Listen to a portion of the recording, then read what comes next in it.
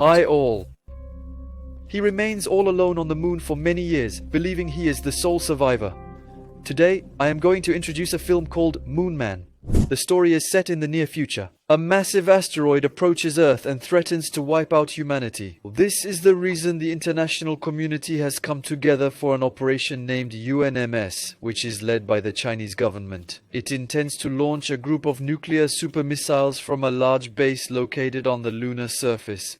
The plan consists of using these missiles to shatter the asteroid and using the moon to stop the remaining debris from striking the Earth. Following 8 years of very meticulous planning, the missiles are launched and the massive asteroid is destroyed successfully. This sends everyone on Earth into a state of frenzy. During this time, up on the moon, the project maintenance engineer Dogu Yue greets the project commander Xing. At the lunar base after his return from the nuclear missile launch, it becomes clear that Yue is a monster from his boss, but she scolds him for laziness and sends him to his room. We then learn that one of the nuclear missiles was diverted by a solar storm, leaving asteroid fragments to head toward the UNMS lunar station. Commander Xing immediately alerts everyone at the base and orders them to hurry toward the evacuation rockets. However, Yue is lost in thought, unaware of the threat outside.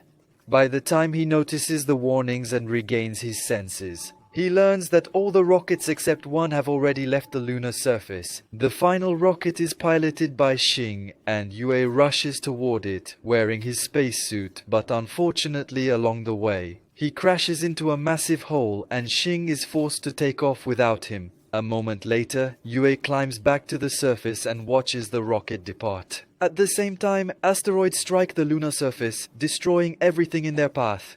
Fearing for his life, Yue rushes towards a nearby crater to find some shelter. However, the impact of an asteroid throws him around like a rag doll and knocks him unconscious. Without him knowing, another massive asteroid flies over the moon while heading straight for Earth. Yue finally regains his consciousness, and as he starts to yell at his teammates for leaving him behind, he finally notices the massive asteroid heading toward Earth. Soon, a gigantic explosion occurs, destroying a large part of the surface of the Earth.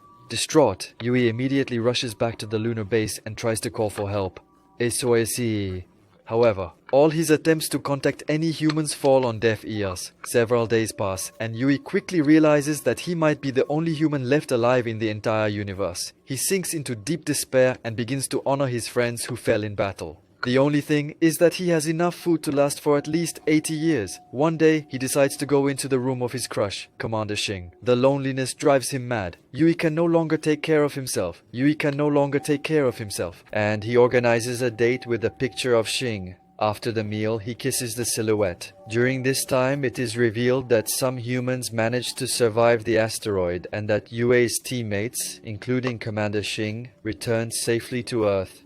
Somewhere in an underground base, Commander Xing and the others watch strangely as Yue goes crazy and makes an image. They feel embarrassed by his actions, but the project president thinks they must establish contact with Yue. He wants to broadcast the story of Yue's survival to every single inhabitant on the planet, so that they can have a glimmer of hope and fight against the terrible living conditions they are currently facing. However, the only problem is that the asteroid impact destroyed the communication link between Yue and the base on Earth. Back at the lunar base, Yue notices a torn food package on the ground. He is surprised because he does not remember having opened it. Suddenly, Yue hears a noise from the storage and screams. He notices the shadow of a woman with rounded curves. This gives Yue hope, and he begins to dream of repopulating the Earth. He even starts to flirt with the shadow, believing it to be a woman. However, to his great astonishment, Yue discovers it is a giant kangaroo named Kang who is devouring the stored food. It turns out that the animal was brought to the lunar base for research purposes.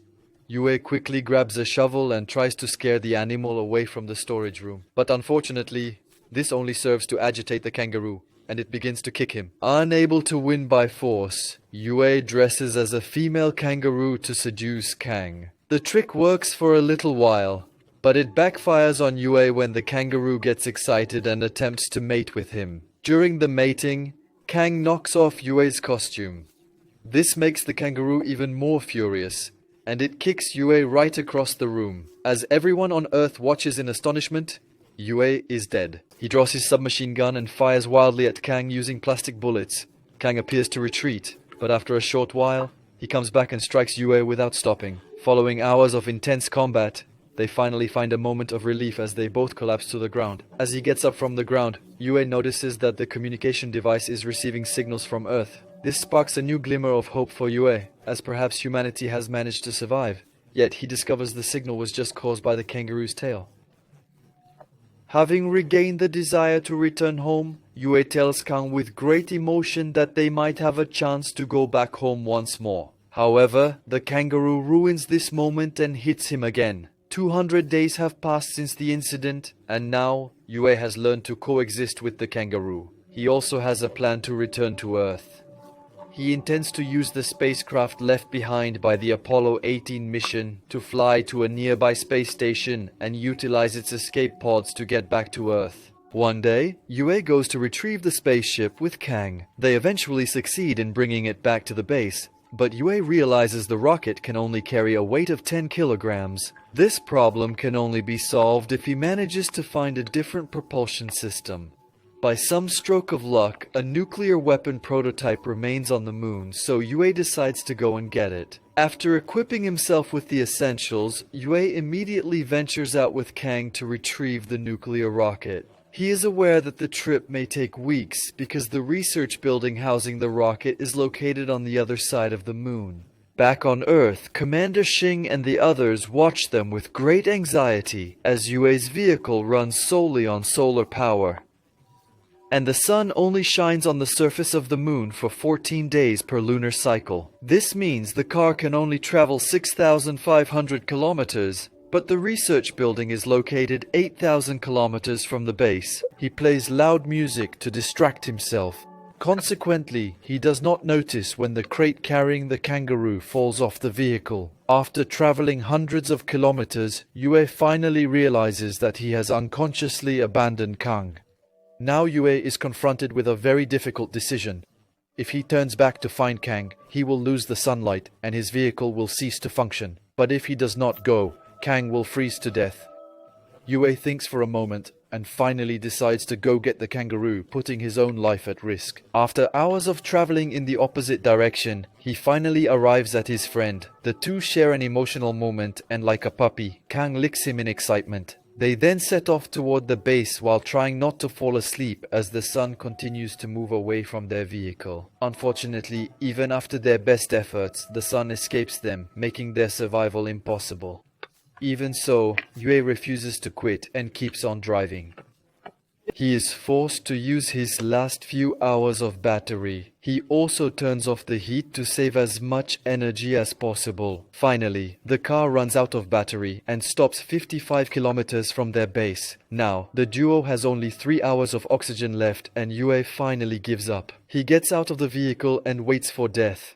However, an idea suddenly comes to him when he notices his animal friend is attracted to his mirror's reflection. He quickly detaches the door from his vehicle and transforms it into a sled that will be propelled forward by Kang. Yue then flashes a bright light beam in front of the kangaroo to make it chase him. It works, and he begins sliding across the surface of the moon just like Santa Claus. After some time, they arrive in front of a giant pit, but Yue refuses to give up again and asks Kang to jump across it. As he flies over the giant hole, he drops the fuel tank on his back. This gives them the boost needed to reach the other side and finally the base. The project president broadcasts the journey of Yue to all the remaining humans, which gives them courage and hope for the survival of humanity. Up on the moon, Yue finally brings the giant warhead and prepares for his return to Earth.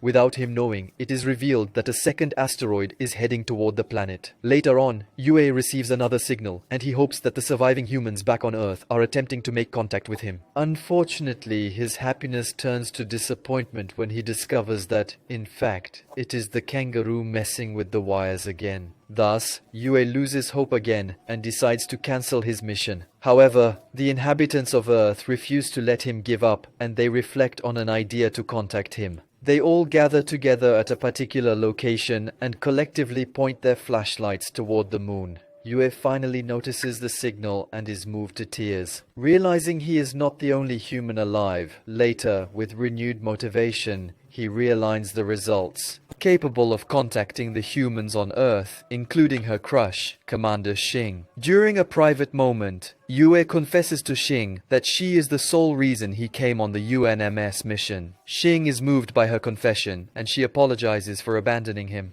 In the next scene, Yue, helped by his teammates back on Earth, begins to modify the rocket's propulsion system using the atomic weapon so that it can bring him back home. After completing the configuration, Yue and Kang embark on their journey and enter orbit safely, unaware that the second asteroid is currently heading directly toward the planet Earth. While the humans on Earth are celebrating, Yue reaches the lunar space station as he prepares to enter the escape pods. Commander Xing finally learns about the existence of the asteroid that threatens to annihilate planet Earth. The UNMS headquarters then realizes that only Yue can save humanity, because he is in possession of the atomic weapon. From the lunar space station, having no other choice, Xing breaks the news to Yue, who surprisingly agrees to sacrifice himself to save all of humanity. Following this event, the UNMS orders all of Earth's inhabitants to return to their shelters and prepare themselves for the very worst. Meanwhile, out in space, Yue says a truly heartbreaking goodbye to Kang and sends him back to Earth in an escape pod. Yue is an emotional wreck, but he pulls himself together because he has been tasked with saving humanity. After a short moment, Yue heads toward the asteroid and enters a cluster of giant rocks. He tries his best to avoid them, but there are more and more appearing. A large rock eventually collides with his ship, causing the vessel to spin violently out of control through space. Yue struggles to stabilize the ship, which is completely out of control. He eventually manages to find a solution. He opens the ship's door and uses it to equalize the pressure, which effectively stops the rotation. Yue then checks the ship's engine. Then he discovers that it has been completely destroyed and can no longer take him to the asteroid. Having no other choice, he decides to manually bring the nuclear bomb to the giant asteroid. This means that Yue will die an extremely painful death. However, without any hesitation, he ventures out and unlocks the warhead. Then, he uses his jetpack to head directly toward the massive asteroid, all while dragging the nuclear warhead along with him. Yue's spacesuit is slowly being destroyed by the countless rocks flying around. But he finally reaches the asteroid. In these final moments, he remembers his true love, Commander Xing. Before a massive explosion occurs and the asteroid is reduced to tiny pieces. Back on Earth, the people finally come out of their shelters and notice the giant explosion in the sky. They are thrilled to have survived the apocalypse, but also feel sad that Yue sacrificed himself. Several years pass, and the humans have restored the Earth to its former glory. Kang the kangaroo is being sent back to his own natural habitat. Meanwhile, Commander Xing and his entire team are sent back to the moon to continue their work protecting Earth from extraterrestrial threats. I truly hope that you enjoyed this summary. Please tell us in the comments what you think of the film and subscribe to our channel to see more videos like this one. Thank you for watching.